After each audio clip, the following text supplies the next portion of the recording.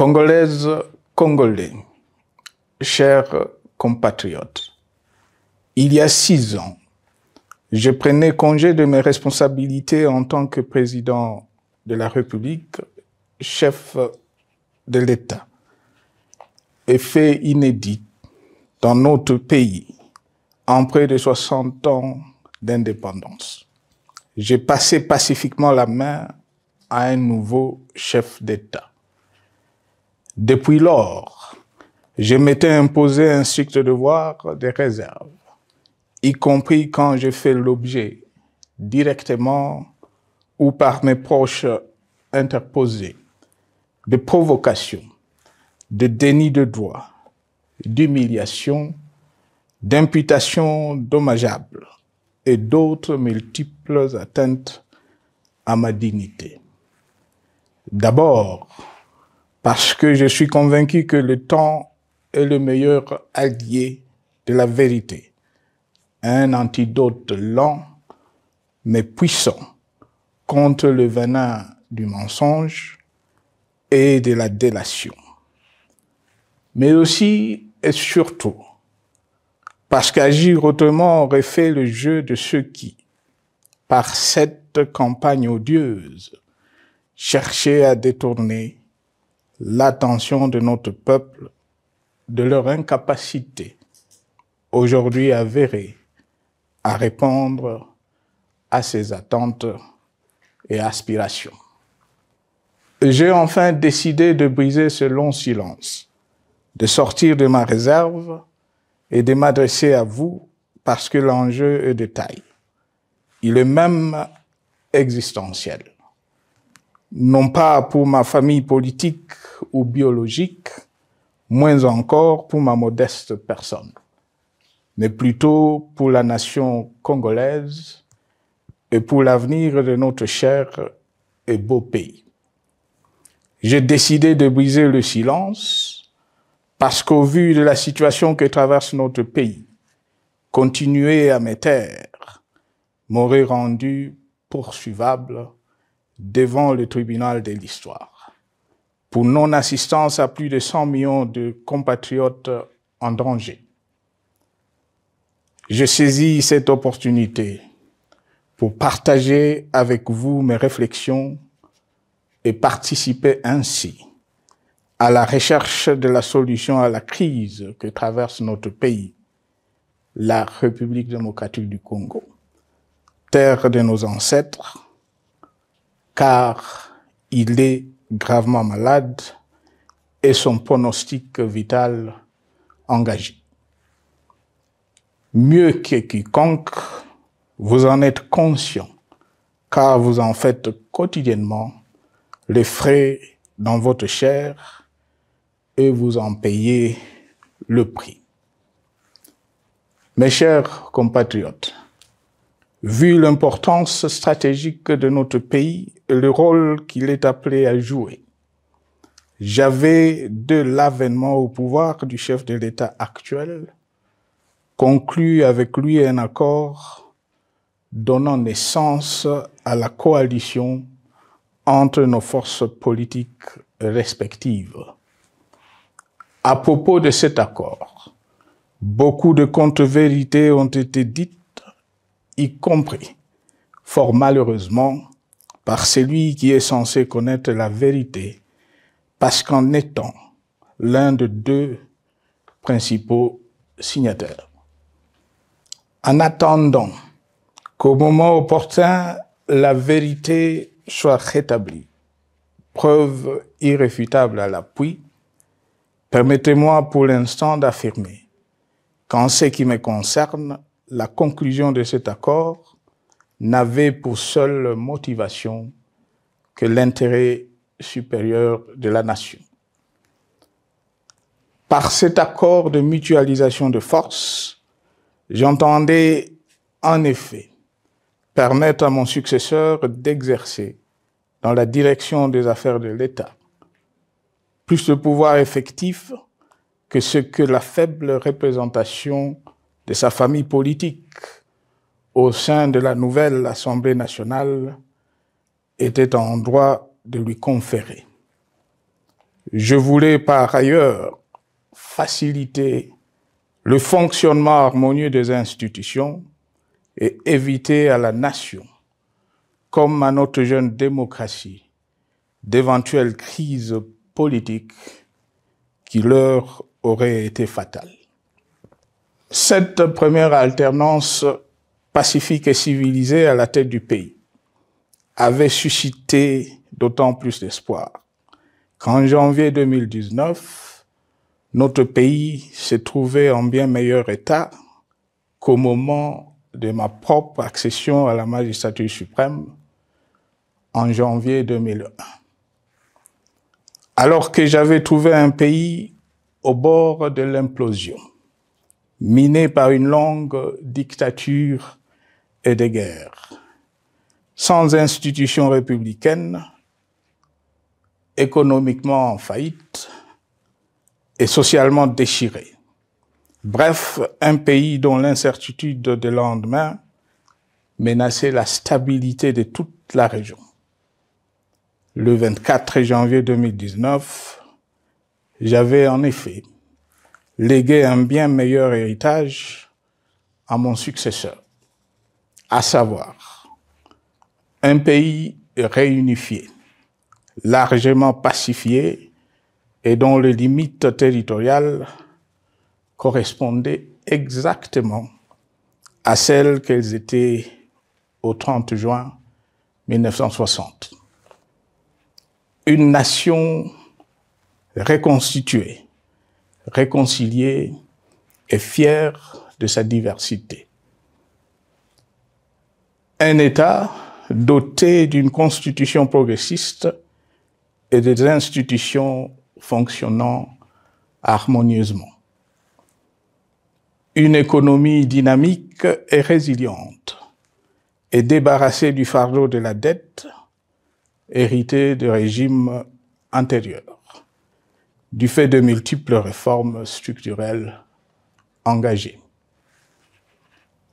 Une armée nationale républicaine de plus en plus professionnelle et capable de relever le défi de la défense de l'intégrité du territoire national. Une démocratie en constante consolidation, avec notamment l'organisation sur fonds propres d'un troisième cycle électoral.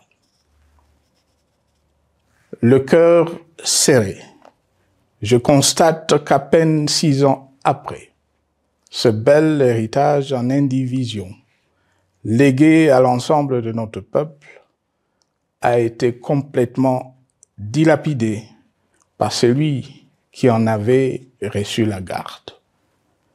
Que notre pays offre un spectacle de plus désolant et qu'il suscite d'autant plus de désespoir au sein de notre peuple et de pitié et de moquerie à travers le monde, que l'inconscience de ses dirigeants ne permet aucun espoir de redressement.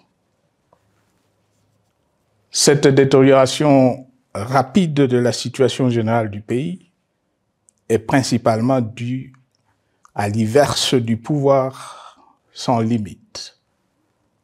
Le nouveau dirigeant s'illustre en effet par une série de remises en cause, reniements et violations intentionnelles de la Constitution, avec en toile de fond la volonté irrésistible de concentrer tout le pouvoir entre les mains d'un seul homme au mépris du pacte qui cimentait la cohésion de notre peuple. Le premier acte de remise en question de ce pacte républicain, véritable socle de stabilité et de cohésion nationale, a consisté à violer délibérément la Constitution et les lois pertinentes lors du premier remaniement de la Cour constitutionnelle par le président de la République. La violation de ce texte juridique, fondement de tout état de droit, pour de simples raisons de confort politique est devenue, depuis lors, une marque distinctive de la gouvernance de notre pays. Dans le même esprit, en décembre 2020, il fut organisé un coup d'État institutionnel à la suite du renversement en pleine mandature d'une majorité parlementaire, pourtant dévolue par le peuple souverain, ainsi que le gouvernement qui en était issu. S'en sont ainsi suivis la nomination illégale de membres de la Commission électorale nationale indépendante, ainsi que le simulacre des élections de décembre 2023, organisées en violation du cadre juridique et de normes internationales pertinentes, qui, par une ampleur sans précédent de la fraude, ont amplifié l'illégitimité des institutions et de leurs animateurs. Le coup de grâce a été donné par l'annonce du projet de changement de la Constitution, un projet dont la réalisation liquiderait totalement le consensus national de Sun City. Les conséquences négatives de cette gouvernance non orthodoxe sont pour le moins stupéfiantes. Le pays est ainsi devenu un espace de non-droit. La République a cessé d'être démocratique et la volonté du chef de l'État tient désormais lieu de loi suprême, supplantant la Constitution et les lois. En revanche, érigé en politique du gouvernement, le populisme et la démagogie, le mensonge et l'arrogance, la discrimination et la stigmatisation de certaines composantes de notre peuple, l'institutionnalisation du tribalisme et du népotisme,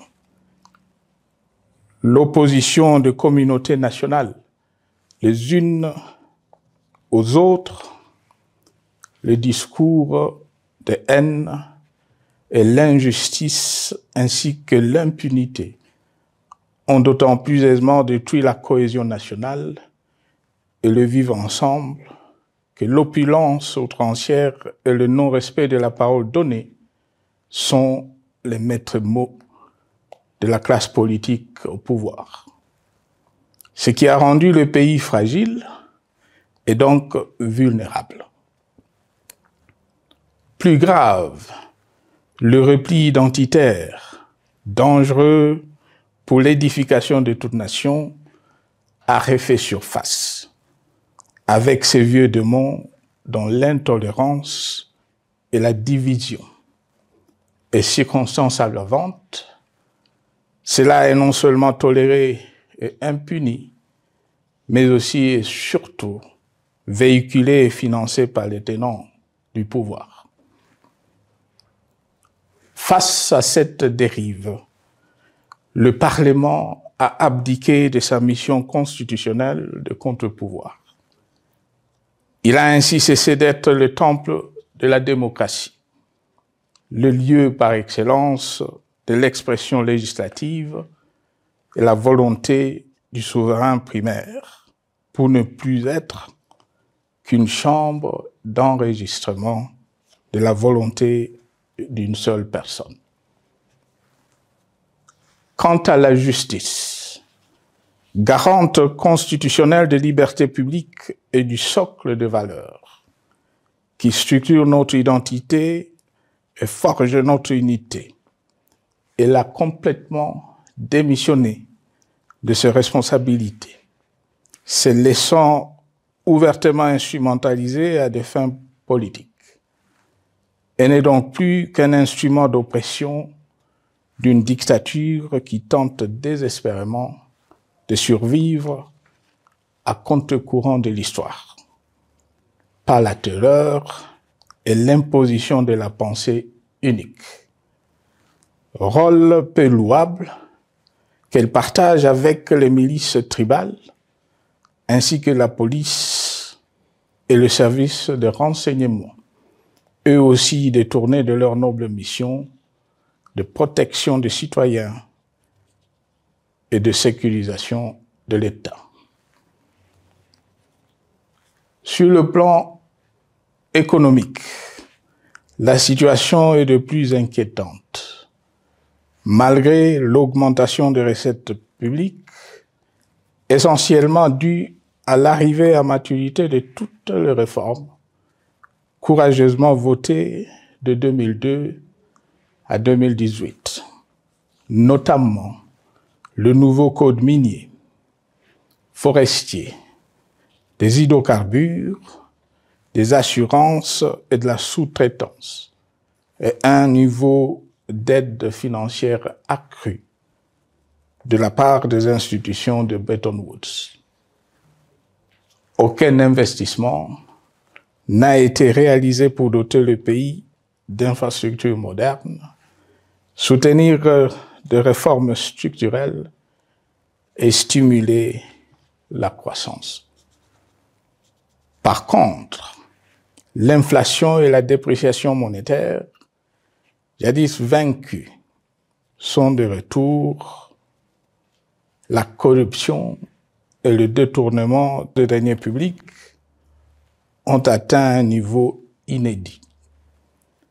Et l'endettement public que nous avions maîtrisé de 2010 a de nouveau grimpé en flèche, dépassant la barre des 10 milliards de dollars et suscitant des inquiétudes légitimes quant à la solvabilité à moyen et long terme du pays. Les conséquences sur le plan social sont aussi dramatiques. Aggravation du chômage, accumulation des arriérés des salaires des agents de l'État, baisse drastique du niveau de vie de la population et recrudescence du banditisme urbain, de l'exode rural et de la famine dans un nombre croissant de provinces. Les Congolais sont désormais en proie à une véritable angoisse existentielle. Parmi les victimes résignées de ce gâchis se trouve en bonne place notre jeunesse, qui a été pourtant de tout le combat démocratique et qui a beaucoup cru aux vertus de l'alternance pacifique.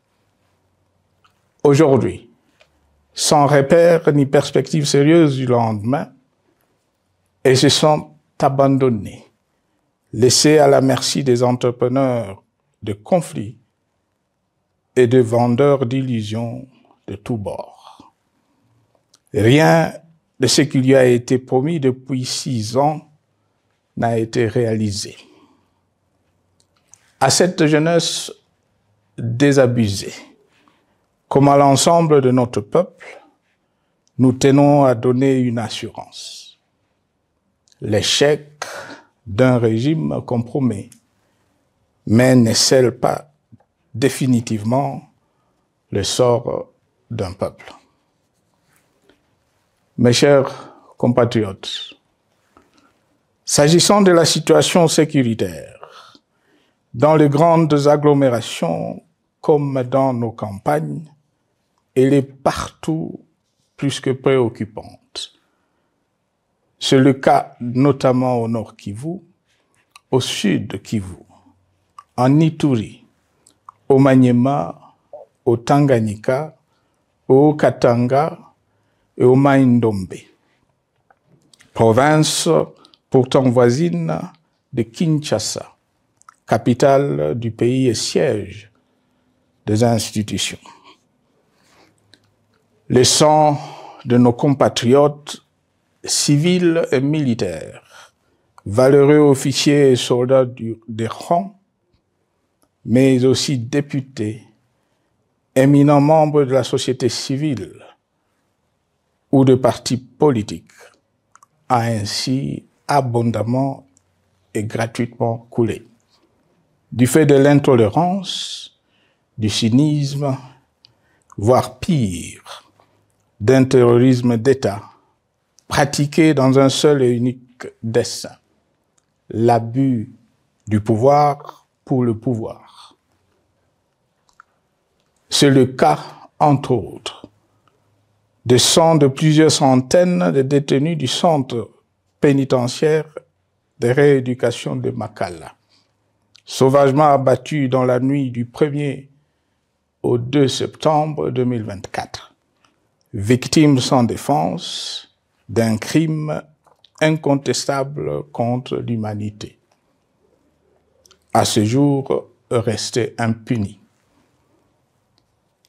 Il en est de même de membres de la secte mystico-religieuse Wazalendo de Goma, de jeunes de la Junafek à Lubumbashi et du massacre des adeptes de l'église Mbidi à Kilwa. Cette déliquescence de la situation sécuritaire est due à la mauvaise gouvernance du pays qui, dans ce secteur, est aujourd'hui caractérisée par une formation militaire bâclée, des recrutements et mises en place ethniquement motivés, ainsi que par l'emprisonnement sans jugement, aussi bien de plusieurs militaires et officiers de haut rang que des agents de l'ordre et de sécurité, majoritairement swahiliphones. Bien plus, à l'armée nationale, bouclier de la nation, instrument de préservation de l'indépendance nationale et de l'intégrité territoriale, il a été substitué de bandes de mercenaires, de groupes armés, de milices tribales et de forces armées étrangères qui ont non seulement montré leurs limites, mais aussi enfoncé le pays dans un chaos indescriptible. L'État a ainsi perdu le monopole de la violence légitime en sous-traitant aux groupes armés, autrefois maîtrisés, le maintien de l'ordre public et de la tranquillité nationale. Et comme si cela ne suffisait pas, l'armée nationale est vilipendée, conspuée et tournée en dérision par les autorités qui n'assument jamais rien alors qu'elles sont censées veiller à sa consolidation et à sa respectabilité. Pour les avoir formés, commandés et conduits au front, je connais nos soldats, boucs émissaires aujourd'hui de toutes les contre-performances enregistrées sur les champs de bataille. Ils ne sont pourtant pas intrinsèquement moins bons, moins nationalistes et moins loyaux. Ce qui a changé entre-temps, c'est la qualité du commandement et de leur prise en charge. Au niveau régional, le gouvernement a levé l'option désastreuse de se détourner de deux principaux instruments internationaux qui étaient à la base de l'architecture régionale de paix et de sécurité, laquelle avait permis la stabilité régionale que le président actuel avait trouvée lors de son accession au pouvoir. À savoir, le pacte sur la sécurité, la stabilité et le développement dans la région de Grand Lac et l'accord cadre pour la paix, la sécurité et la coopération pour la République démocratique du Congo et la région.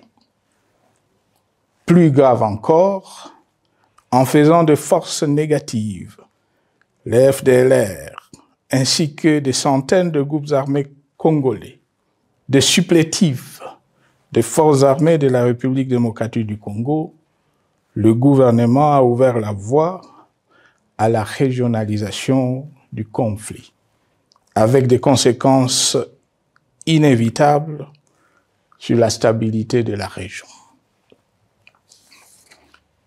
Mes chers compatriotes, alors que sur le plan institutionnel, politique, économique et social, les fondamentaux avaient été établis et que le pays avait été placé sur la rampe de lancement, prêt à décoller. Nous voici, hélas, en un temps record, soit 6 ans, de nouveau à la case départ.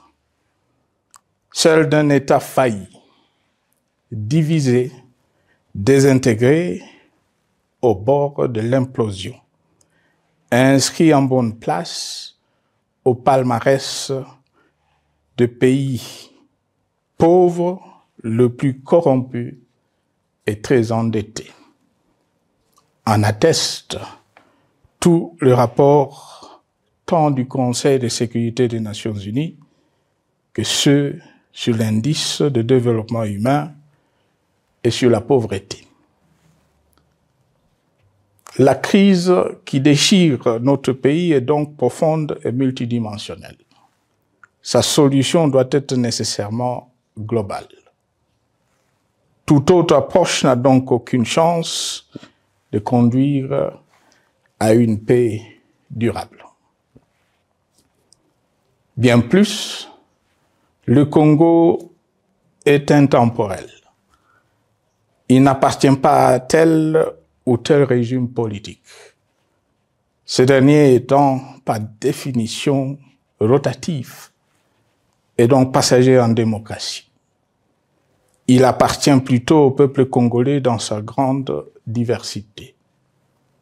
Ce qui est vrai du Congo l'est aussi des immenses ressources du sol et du sous-sol dont il regorge et qui sont essentielles à la croissance et au développement à l'échelle internationale.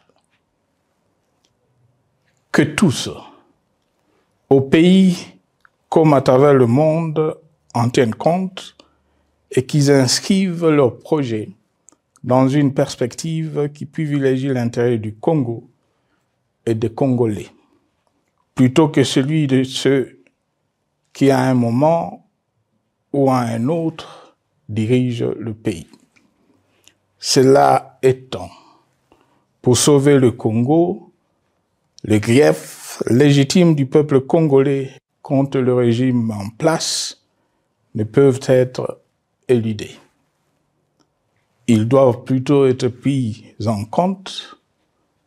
La dictature doit prendre fin et la démocratie, tout comme la bonne gouvernance économique et sociales doivent être restaurées. Car, comme en témoigne l'histoire, il ne peut y avoir de solution sécuritaire définitive sans solution politique sincère. Sinon, il y aura de nouvelles vagues de convulsions politiques, de troubles à la paix, d'insécurité, d'instabilité institutionnelle, de conflits armés et de guerres civiles. Perspective qu'en toute responsabilité, nous, Congolais, ne pouvons plus nous permettre. Il est dès lors vital que les multiples initiatives de recherche de la paix, Luanda, Nairobi, EAC-SADC, l'Union africaine, Doha et Washington, que nous accueillons favorablement, les considérant comme autant de signes de compassion et de solidarité à notre peuple, soient conscientes de cette exigence. Qu'elles accordent aux Congolais à la fois maîtres de leur destin et premières victimes de cette crise la place centrale qui leur revient de droit, aussi bien dans le diagnostic du mal dont souffre le pays que dans la prescription du traitement dont il a besoin pour en guérir définitivement. Il convient de noter à ce sujet que le gouvernement de Kinshasa s'est enfin résolu à se mettre autour d'une même table avec l'AFC/M23 depuis plusieurs semaines à Doha, même si, bizarrement, il continue à considérer comme un crime le fait que les autres Congolais se parlent entre eux. C'est le lieu pour moi de saluer la démarche des évêques de la CENCO et de l'ECC, qui a le mérite de n'exclure du débat aucun sujet, ni aucun de nos compatriotes. Sans être parfaite, cette initiative conjointe des Églises mérite le soutien et, si nécessaire, des enrichissements de la part de notre peuple.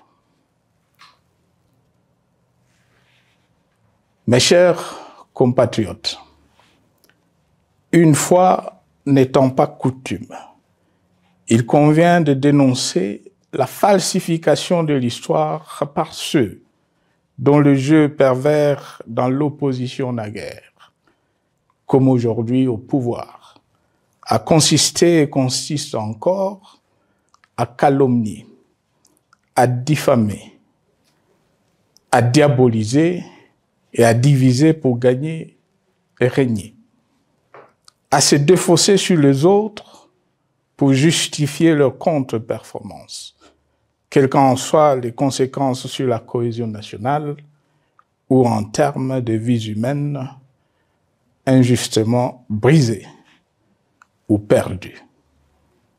Une preuve, s'il en fallait encore, vient de nous en être donnée une fois de plus.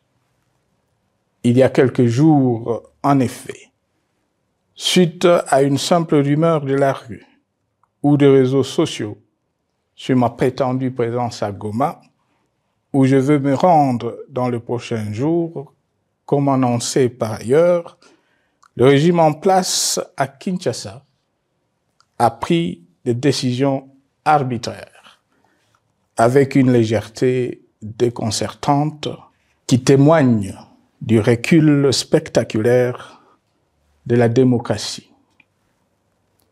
Mieux que quiconque, vous savez que pour moi, le Congo est la priorité absolue, que sa souveraineté et son intégrité territoriale ne sont pas négociables, que mon engagement pour la démocratie, la cohésion nationale, la paix et la stabilité n'est pas un slogan creux, et que le respect de la Constitution et des lois du pays, autant que celui de la parole donnée, sont sacrés.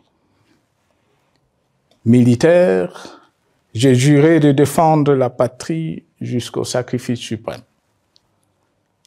Hier au pouvoir, aujourd'hui en dehors du pouvoir, je demeure plus que jamais fidèle à ce serment. En ce moment où le pays est de nouveau divisé, appelé par le destin, j'ai le devoir d'œuvrer à la recherche de la paix et de contribuer à la reconstruction de notre pays qui se meurt. C'est dans cet esprit que j'ai choisi ce moment pour exprimer ma sympathie à l'endroit de toutes les victimes du conflit en cours, de réconforter et marquer ma solidarité avec la population de la partie orientale. Vous, qui êtes abandonnés par le pouvoir central, qui semble avoir pris le parti de vous punir, entre autres, en déconnectant les institutions financières du réseau bancaire national et en restreignant le mouvement de personnes et de biens. Ces décisions et bien d'autres vous asphyxient et rendent votre vie plus précaire que jamais. J'en appelle aux uns et aux autres, en particulier au gouvernement, d'humaniser les conditions de vie de nos compatriotes de cette partie du territoire national. Ils ont droit à la vie, à la scolarisation de leurs enfants et aux autres conditions du bien-être. En entendant le rétablissement de l'autorité de l'État sur toute l'étendue du territoire national, j'invite les tenants du pouvoir à protéger la population. De même, l'armée, la justice, les autres structures en charge de l'ordre et de la sécurité doivent être véritablement au service de la population et répondre à ses aspirations.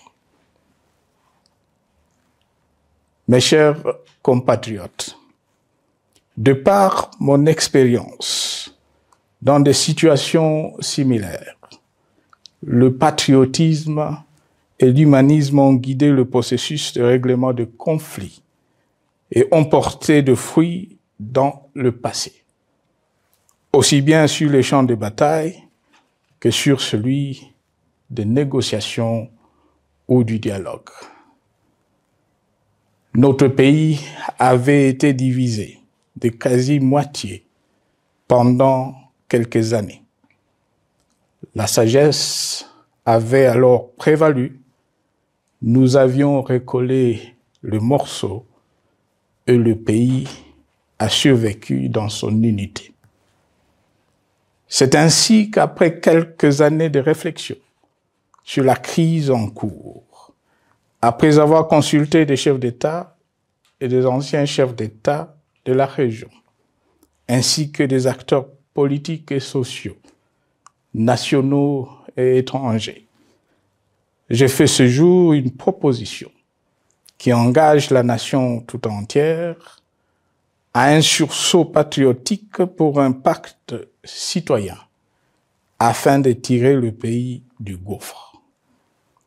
Le travail hardi qui s'impose à nous portera notamment sur les 12 points suivants. 1. Mettre fin à la dictature, mieux à la tyrannie. 2. Arrêter la guerre. 3. Rétablir l'autorité de l'État sur toute l'étendue du territoire national. 4. Restaurer la démocratie en revenant aux fondamentaux d'un véritable État de droit. 5. Rétablir les libertés fondamentales. 6. Réconcilier le Congolais et reconstruire la cohésion nationale. 7. Relancer le développement du pays par la mise en place d'une bonne gouvernance économique, une gestion administrative et financière orthodoxe et une répartition équitable des ressources nationales. 8. Relancer le dialogue sincère et permanent avec tous les pays voisins en vue de l'instauration de la paix et du développement durable dans la région. 9. Rétablir la crédibilité du pays auprès de partenaires au niveau tant régional, continental qu'international. 10. Neutraliser tous les groupes armés nationaux et étrangers et rapatrier ces derniers dans leur pays d'origine. 11.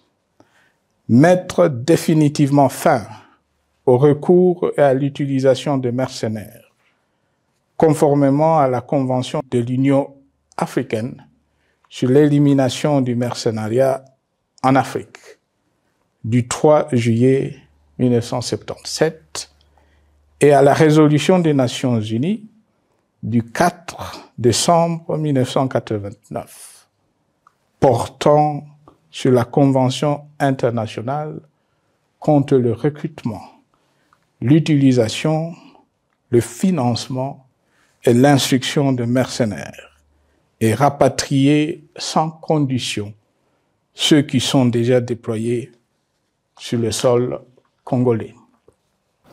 12. Ordonner le retrait sans délai de toutes les troupes étrangères du territoire national. À ce sujet, je salue la décision sage des pays de la SADC de retirer les troupes de la SAMI DRC de notre pays. Vu l'immensité de la tâche ainsi décrite, je lance un appel solennel à tous les Congolais, sans distinction de sexe, d'ethnie, d'âge, de classe sociale, de zone géographique ou d'appartenance politique, qui aiment passionnément le Congo, qui sont prêts à tous les sacrifices, qui adhèrent sans réserve au pacte républicain de Sun City et qui tiennent au respect de la Constitution du 18 février 2006, à se dire autour de ces objectifs. Il s'agit de la refondation de l'État et de l'édification d'un pays qui a perdu ses repères. Mobilisons-nous et mettons à profit tous les moyens à notre disposition pour restaurer l'unité nationale, sauver le Congo et préserver son indépendance. Car l'Afrique et le monde nous regardent. Mes chers compatriotes, le Congo vaut mieux que la caricature qu'en donnent ses dirigeants actuels. Le Congo mérite mieux que cette politique extérieure faite de jérémiades et de mendicité.